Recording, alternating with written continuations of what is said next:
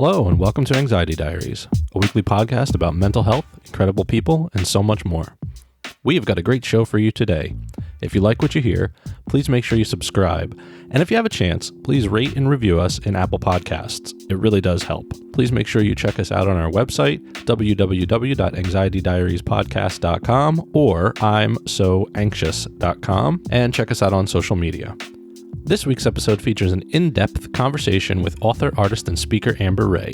We discuss her incredible new book, Choose Wonder Over Worry, her unique way of handling anxiety, and how she got her very fitting name. We're also going to give away a copy of her book on the podcast.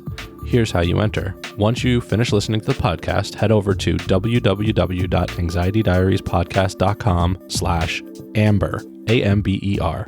That will take you directly to the show notes. Scroll down and you will see a place where you can enter to win a copy of her incredible book. And that's what we're going to talk about today.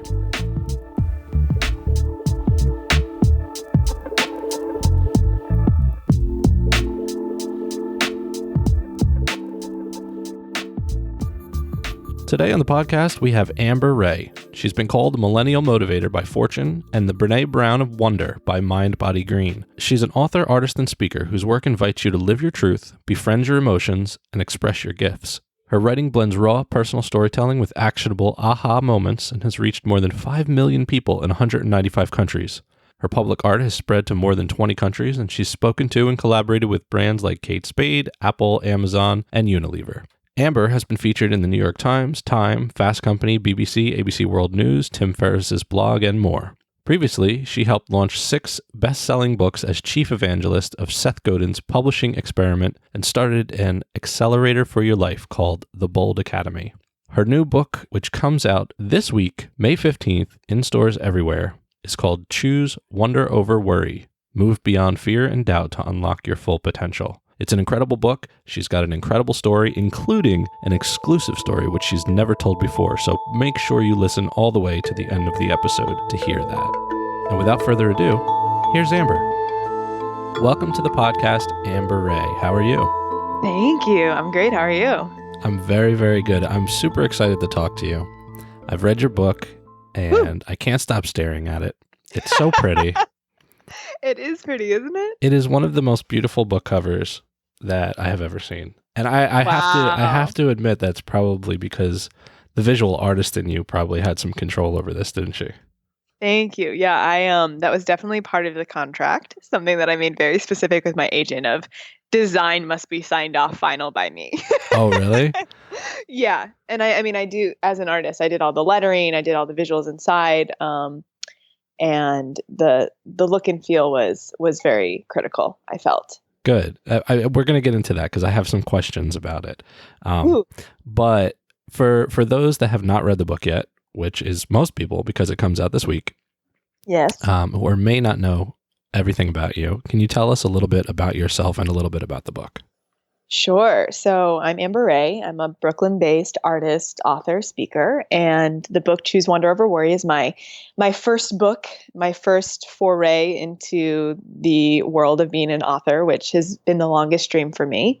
And, the journey of this message really started a decade ago when I found myself in a full breakdown, panic attack, basically choosing to live a life that was really far from myself, but choosing to do everything that I thought I was conventionally supposed to do. And in that moment, I really began to turn my life into this living laboratory for looking at the stories I was telling myself, wondering, what myths I was buying into and why, and began to really, get curious about my own mental and internal landscape. And through that, discovered 2 characters in my head of many, but 2 main ones, worry and wonder. And worry being that inner critic, that voice that says, who are you to do this? You're not good enough. What are they going to think of you? And just the looping, paralyzing thoughts that hold us back. And then I just discovered a second character, wonder. And wonder was more of that curious inner guide. So if worry was saying, who are you to do this? Wonder might say, well, if not you, then who? And wonder was also this investigative sidekick that would look at the worries of you're not good enough and be like, really? Where'd that come from? And so both wanting to understand and shine a light on the root of these stories I was telling myself, as well as really push and nudge me to pursue the path that felt the most me.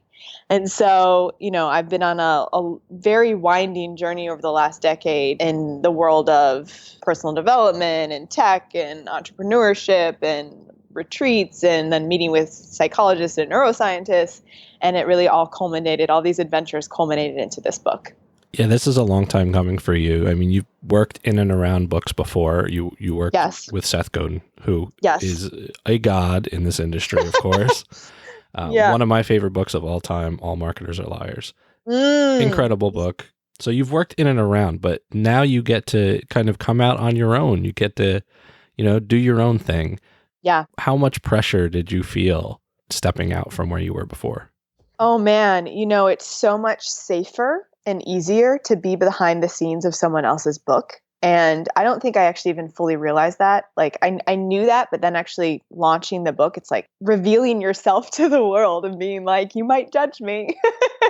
But, working with Seth, and then I worked with several other authors, and I realized, I think it was about like 5 or 6 years ago, I realized that I was being what Julia Cameron calls a shadow artist. And while like the experience with Seth, and I worked with him to start a publishing experiment called the Domino Project, where we partnered with Amazon to rethink publishing. That was like the greatest boot camp of my life, where like I feel like in 6 months I learned like 10 years of work with him. And like that really helped me understand the landscape. And then I took what I learned with him to support other authors.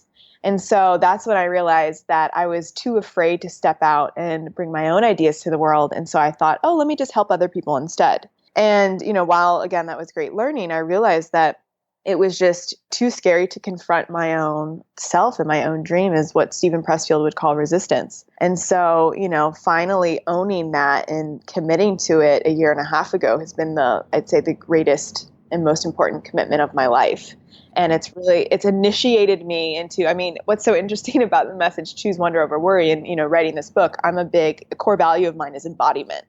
And so I am every day being invited to choose wonder over worry, which sometimes is quite challenging. Oftentimes it's quite challenging. And so it's been like the most profound initiation to, feel the feelings of rejection, to confront failure and to feel the perfectionist and to navigate the perfectionist during the writing process. And to it was just like literally, I feel like I felt every feeling that there is to feel. The whole gamut, yeah. The whole gamut. All the friends are here. They're all hanging out. Well, it's easy to worry, but then you get your book, and I'm looking at the back now, and I see quotes from Deepak Chopra, Lewis Howes, Seth Godin, Stephen Pressfield, Stacey London. You've got to feel a little bit of a relief when you see those kind of quotes come through.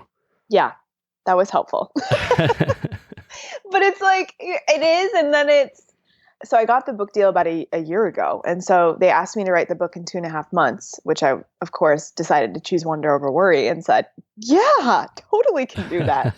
And then it's just, it's been so fast. I'm glad you brought that up, because I had to check myself a few days ago and really anchor and celebrate how far we have come, because there's another voice in my head, which I call Mr. More. And Mr. More is like, nothing's enough, nothing's good enough, so wants more. More of this, more of this, more of this, which of course can be a never ending and paralyzing and, self-harming cycle. And so I'm so glad you brought that up, because celebrating, and for all of us to celebrate how far we've come, in addition to like aspiring toward where we want to go, is so critical to being a kind human to ourselves. Reading the book and knowing your background now, the things you've gone through with addiction, panic attack, things like that, I can't imagine them saying, can you have this book in 2 months? And you not thinking, do you know my background? Do you know what I was addicted to? Things like that. Can you talk a little bit about that background and how that plays into how you go about your life now?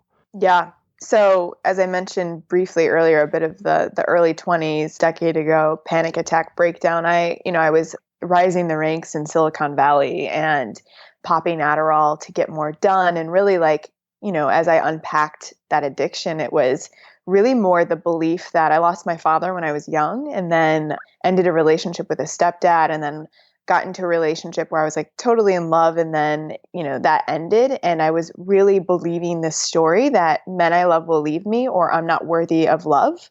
what I believed is that if I was thin, then men would love me.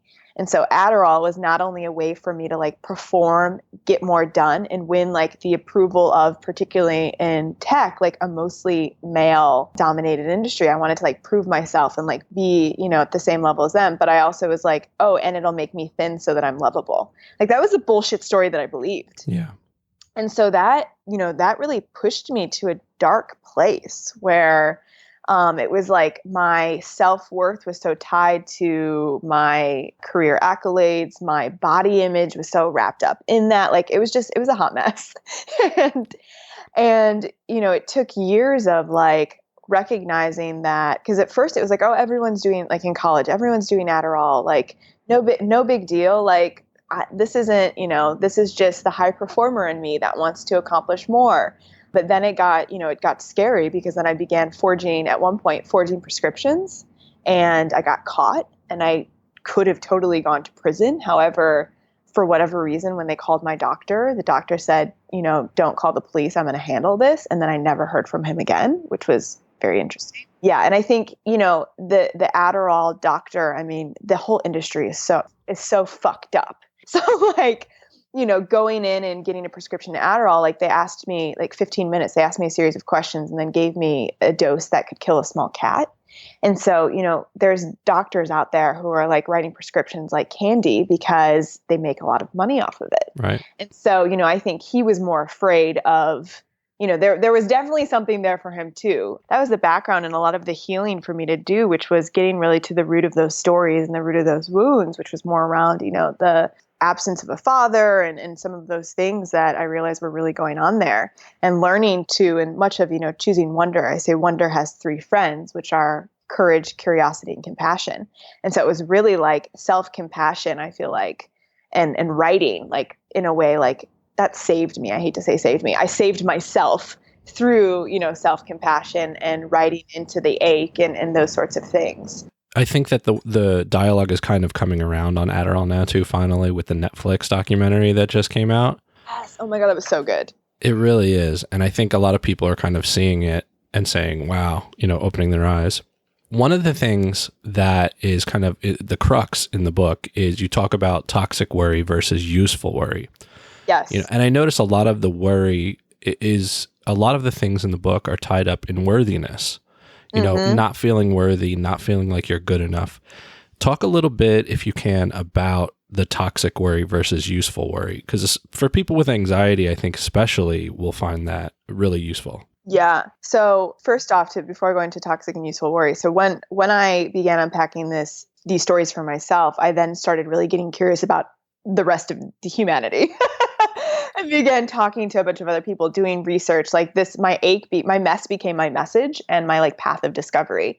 And what I found in working with, talking to, hundreds and thousands of people was this story of not enough. So I call it the myth of not enough in the book. And really at the root of our paralysis, our dissatisfaction, our unrealized dreams, the things we want to do but don't do, is this myth of not enough, which is I am not good enough, smart enough, talented enough, I'm not thin enough, I don't have enough time, I don't have enough money, whatever that enough story is. I've found that every human has a not enough story. And really, if you look at our society and even capitalism, the way that capitalism is founded on is this principle of not enough. It's like, let's tap into people's insecurities so that they buy something. And which I started my career in the advertising industry, and that became very evident to me that it was all around like getting people to buy things by making them feel less than. With this not enough, that's where a lot of the what I call toxic worry springs from. So there's 2 kinds of worry: useful worry and toxic worry. We've evolved as a species over a long period of time to have worry and fear in our brain. It's a threat mechanism system. It's here to protect us and keep us safe. If we're at the edge of a mountain, worry might be like, yo, back up. Don't want you to fall off and die. Or like, a deadline's coming up in a week for a super important project. Worry actually might get extra loud and be like, hey, are you prepared? Are you ready? Are we going to get this done? And, that's where worry can actually be useful, because it propels us to take action and meaningful steps toward, this important goal. But where worry is toxic is it's when those beliefs we've been socialized or conditioned into, the beliefs that we've chosen to buy into, begin to really paralyze us and hold us back, which are often those not enough self-worth stories. And so that's where worry is toxic, and that's where it really just stifles us. One of the things I like in the book is that you approach it in a way that, there's this age-old thought of kind of embracing, facing, and then using it. Claire Weeks talked about this years and years and years ago, right? Facing, accepting, floating, letting time pass, things like that. And you have a similar concept where you don't want to use positivity or distraction and say, worry is no good for anything at all. What you want to do is you want to kind of embrace it and face it. And I love the idea of that throughout the book. The concept works really, really well, I think, long term. Yeah. Optimism is great, but this was even in my own experience, I was a positivity-aholic. I was like, negative thought, let's replace it with a positive one. Almost to the point where I thought that if I had negative thoughts, I was attracting bad things into my life, which, is kind of scary. And, worry again, it's not get rid of it. It's how do we have a relationship with it? And when we embrace it and allow ourselves to have a relationship with it, that's when we can actually discern between what's useful and not. Yeah, the message of embrace it and face it. I love how you just distilled it into that. That basically, if I had to say my book in a phrase, it might be embrace it and face it. It's too late. I've already copyrighted that now. So whatever. I'm going to need some proceeds. Yeah, no, it's true though. But it's one of those concepts that works really, really well in the long term for your dealing with anxiety. But what do you do when the fear is super acute? Like when you're having an anxiety attack, it's all good and well to say, let's embrace it, let's face it, and then use it, right? To get through it. But what do you do in those situations? Because it's a lot harder to do that as a person when you're in those situations. So the very first thing I do is if I'm and this happened recently, where I was everything was swirling and I was and it was amplifying very quickly. The first thing I'll do is I'll name it. I'm borrowing this from Dr. Dan Siegel, who said, name it to tame it. But neuroscience research has showed that when we can name vividly our emotional experience in the moment, we can reduce our sensation by up to 50%. And so, naming it can be right now in my body, my shoulders are tense, my heart's beating fast. I feel like my vision is swirling. I'm starting to feel ungrounded. I have thoughts flying around in my head that are saying this, this, and this. Just basically being able to, because what happens is when we move into let's say an anxiety attack, often it's a swirling combination of a regret or thoughts about the past combined with some anxiety about the future. And what happens is that we lose presence. We lose the right here and now. And so when we can name it, we can put words to whatever is happening inside of us so that we can actually come back to the moment. And so that's the very first thing I do. And then sometimes, if it's a full-blown panic attack, I'll focus more on breathing, 4 breaths in, hold for 4 breaths, 4 breaths out. I have a mantra to myself, which is it's okay. I see you. You're safe here. It's okay. I see you. You're safe here. And for me, I need to come back again into my body and into that present moment and know that I'm okay and I'm safe. And then once I've calmed down, which sometimes can be minutes and sometimes can be a few hours, and at an extreme, a few days, then it's really what are my practices to talk to it and to make a request. If it's more, an example, when I was writing the book, my inner perfectionist was really loud. And so I'd be writing something and the perfectionist would say this is terrible and everyone's going to hate it and you're going to be judged. And, that makes it really difficult to write. So in those situations, I would actually talk to the voice. So I'd be hey, perfectionism, I see you hanging out here. Why are you here and what do you want me to know? And the perfectionist would say something well, I just really want a good quality product and we're not there yet. And then I would talk back to the perfectionist and be I know we're not there yet and I need to get messy in order to get there. We have the same goal though. So I'm really glad we're on the same page around the end goal. However, I need space in order to really get messy and allow the creativity to come through. We could edit later and that's when I'd love your perspective. And so that's it's this work of really archetyping our different emotions as characters and being able to talk to them, because they're oftentimes kids throwing tantrums. And if a child is throwing a tantrum, people often ask me how do I make it go away? Or how do I crush the fear? It's we're not going to crush a child or punch it in the face. Right. We're going to be hey, I see you throwing a tantrum. what's going on? Let me talk to you. And so if we can take the anxious aspects of ourselves, archetype them. Like I have anxious Annie I talk to. The perfectionist, her name is actually Grace. And like I have Mama Jenny, who's actually like my like biggest cheerleader. And so like I talk to these different characters in order to really like move through and with the anxiety. You're like the Sybil of anxiety. So one of the things that I'd want to talk about is the format of this book.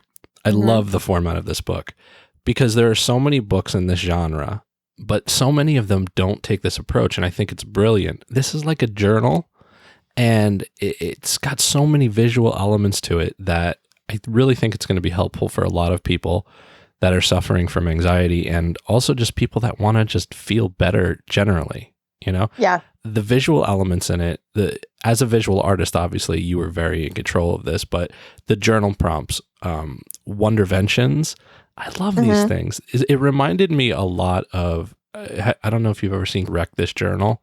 Yeah. It's very much like that. Like you really want people to get messy in here and write in it and, you know, not let it become a precious thing. Why was that so important for you to have this kind of visual format to the book? First off, thank you for naming that you love the format. And what's really funny is that when I started the writing process, I had the proposal that I sold to the publisher. And when I sat down to write the book, I was like, I don't like this anymore. But shit, I have 2.5 months. And I had a voice in my head, which was Ryan Holiday, who said, don't write a word of your book until you have the structure.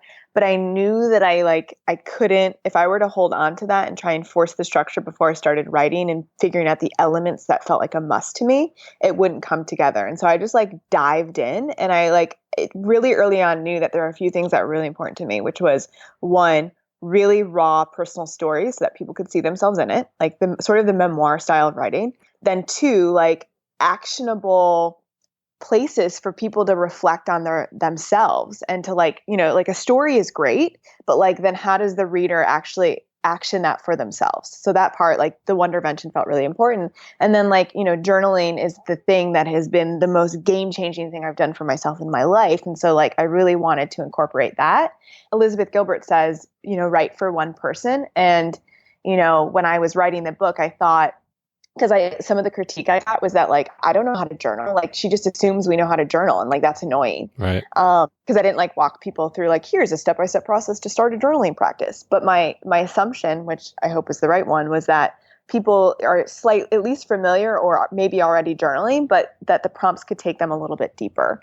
And so, I just combined all of my favorite elements that were profound in my own healing journey and in the journey of those that I've helped facilitate, and wanted to really just like combine them because I hadn't seen it done before. And there was a part of me that was a little nervous, like, can I combine memoir with like manifesto, like Seth Godin type writing with a workbook and journal? I don't know, but let's try. I think it works. And I think it makes the book extremely modern. When I looked at some of these Wonderventions, the first thing I thought of were, I don't know, I'm sure you've seen them, these Instagram story games where, it's basically a blank template and there's what did you do today, or what did you do to, for self-care today? And then people will just copy and paste and fill in their things. And that's what these Wonderventions feel like to me. Whoa. I never thought that's a great Insta story idea. Right? Like as soon as the ideas. Yeah, I took actually, because I was reading it on my Kindle, and I actually took a screen grab of one of them, and I was like, this would be perfect as one of those Insta stories. Yeah. I love the fact that it makes the book feel super modern, and I think it will really resonate with people that, in this age of screens, people are used to seeing things in that way and probably have never seen a book like that before. Yeah, because it's like, how do you combine, like, in books, like, people's attention spans have decreased. So, like, if someone's, how do I take the literary nerd in me that wants to, like, go into these stories, but then also, like, if you just want to, like, take away the quick part, like, that's in there too. Yeah. Was this format also kind of a way to break away from what you had done already? I mean, people have seen you've done the Wonder Over Worry talk before, several times. It's on YouTube. People can find it. Was this a way for you to say, this book has a lot more than just that in it? I was not intentionally thinking that in advance. I really feel like this book made me as I made it. Like it was like, there's a story. I love this story. I think it's in The Artist's Way, where when Michelangelo made David. And he said, he was just chipping away at a stone slab and David emerged. Yeah. And so much of this book, I feel like I just showed up every damn day and I was so committed to the process and the book emerged. Like it wasn't like, oh, this is strategically and I'm going to think this all out. And like, no, I just like went all in and it like literally came through me in a way and emerged. And I was like, whoa, this is really cool. As I was witnessing it happening, I was like, this is kind of beyond. Like even how you meet these characters in the book and how it frames as like meet worry and wonder, meet fear, meet compassion, meet curiosity, meet wisdom. That whole meeting happened because as I was writing the book, I was meeting those characters. And so it was like the most like the biggest like, I don't know, just whoa, how interconnected the creative process, the writing, the book, like I felt like everything was intertwined. Does it feel like you're worthy now? Now that you have this book in your hands and people are going to be able to read it, do you feel worthy now? I think I felt worthy before I wrote it. And I think that was really important. I think worthiness, questions, insecurities are all going to, I think maybe probably until the day that I die may come up from time to time. Like, oh, what are they going to, because when I finished the book, my first thought was, is this book good enough? Right. Which then I like turned into the, again, Julia Cameron, loving her on this conversation. But like, she says, eavesdrop, don't invent. And so often we're trying to invent the perfect sentence rather than just eavesdrop what's actually happening. And so I really, this whole book was a process of eavesdropping. So, that came up, but when it came up, I didn't cling on to it. And I think this is the important part. Like worthiness questions may come up, but do we cling on to them and do we believe in them and do we like make them our life, or do we laugh at them and say, you're cute, thanks for coming? There's actually this ancient Greek religion, which I think is really interesting. And they believe that emotions visited you. And so like anxiety would come and hang out just for a little while. And it was just, you were having anxiety for a minute because it was visiting you. And your job then was to like feel it and let it go and let it pass through. And so I think, worthiness is something similar to like, see it. Hi, thanks for coming. Let it pass and like not grab onto it or make it who you are, but just notice it and be like, you're cute. What is the best advice you've ever received? So many pieces. What's coming to mind, I'm just going to go with what came up first. And I actually mentioned this, I think, in the book, is when I was in my early 20s, around the time when I was having this whole breakdown, whoa, what is my life? Period. And I came across a letter my dad had written me when I was a toddler, and I hadn't found it before. And I found this baby book, and in this letter, and he passed when I was quite young, and I didn't have any tangible artifact from his existence until I found this letter. And in it, he wrote, I want you to live, or like, I hope you live the truth of who you are and not who others want you to be. And in that moment when I read it, it was, so profoundly what I needed, that it was the best advice I needed in that moment. And really, like, it also was sort of weird because it's where I was thinking, like, I want to live my truth, not the truth that people put on me. And then, like, at that point, 20 years before, he had written a letter saying the same thing. So it was sort of like a whoa, goosebumps moment. So in short, live the truth of who you are, not who others expect you to be. You can do one thing, only one, for the rest of your life: art, speaking, or writing. Which do you have to choose? Writing. Well, writing's been the longest. So I've been writing since I was a kid. But yeah, I want to write like 30 more books. Yeah. I would say that I found visual art later, as like, I didn't ever think I was an artist. And then I just started making things. I was like, oh, so writing, I feel like, is who I am. And I will sort of cheat and know that like in those 29 books, they're going to be visual in some component. So I like sort of was like, You're cheating. I'm cheating. What do you do for self-care? You're traveling all the time. You have book tour coming up. What do you do to take care of yourself on a daily basis? So this is probably why I answered the last question this way. I write, I journal, and newfound thing is meditation, particularly yoga nidra. So for falling asleep, there's like guided visualization / meditations that are so profound, and I've had the deepest sleep as a result. Interesting. Yeah. I've never been able to do the meditation thing right. And I think I need to try harder. Try harder, or find a meditation that feels good for you. Like sitting there for like 10 minutes without any noise is like, I have a really active brain. I don't know if that works for me. Yeah. But like a guided visualization where I'm being taken somewhere and invited to like, obviously a visual person. So like when I go into these guided visualizations, I like see crazy things, and that are actually really like actually part of so much of how I wrote the book, which I wrote it in Bali, was I would go to these yoga classes that were like guided visualization yoga classes. And in those I would like see the book, and then like the book would tell me what to do. And it was crazy. So the visualizations have been huge. And like, it's almost like tapping into my subconscious and tapping into like parts of me that I couldn't otherwise access is what it feels like. Feels like I'm sort of like on a drug trip, but I'm totally sober. Okay. So when I look at this book and I hear your voice and see your videos on Instagram, you are literally a ray of sunshine. Like is that why it was so exciting and great for you to get your name back? Tiny story that I actually haven't told yet. Oh, perfect. Exclusive. But I'm going to tell you.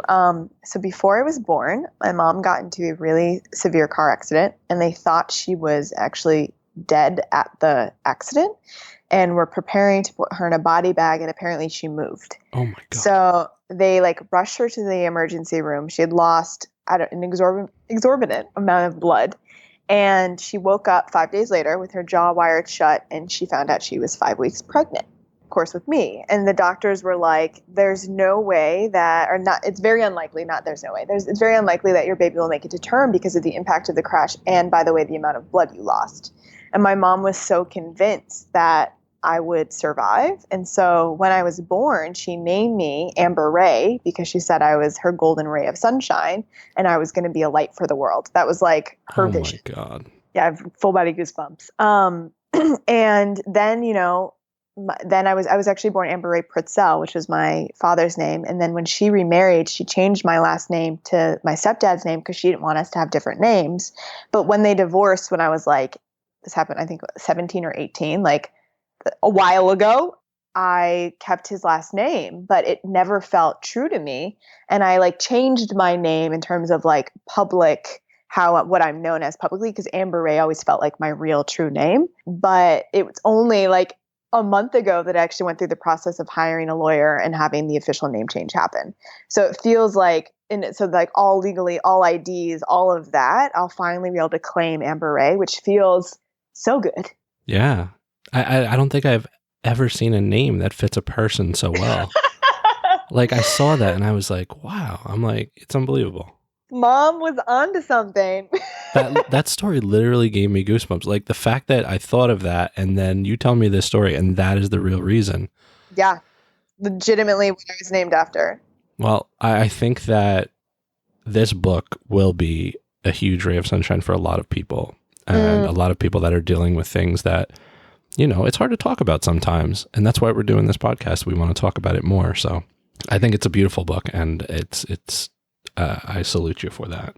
Thank you. And thank you for doing this work and sparking this conversation and holding this space. It's so, so important right now. Having people like you on this show has been great because there's so many different perspectives and people love it, So yeah. Thank you very, very much for coming on the show. And I appreciate the time. Of course. My pleasure. Thanks for having me. Call us, leave us a message at 732-903-4441 or drop us an email at anxietydiariespodcast@gmail.com. You can find the podcast at www.anxietydiariespodcast.com, where you can sign up for our newsletter as well. And you can find us on Instagram and Facebook at Anxiety Diaries Podcast. We're also on Twitter at Anxiety Diary Pod. Thanks again for listening. Be well, and we'll see you next week.